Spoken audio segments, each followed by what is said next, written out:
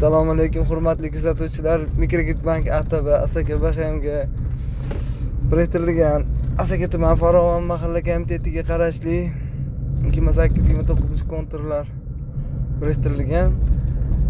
Bu yerga tarvuz poliz ekini ekilgan. 52 ta fuqarolarga dehqon xo'jaligi asosida auksion orqali bo'lim berilgan. Har biriga 10 sotiy, 15 sotiy, 12 sotiydan to'g'ri keladi.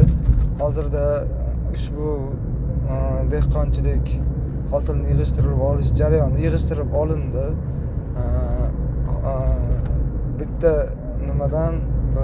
Bitta fuqaro o'sha tarvuzni o'rtacha 2,5-3 so'mdan sotdi kilosini. 20-30 million atrofida daromad qildi. Endi hozir ushbu joyda qayta shudgor qilib, qayta ekinga tayyorlanish jarayoni 10-15 kundan keyin boshlanadi. Rahmat.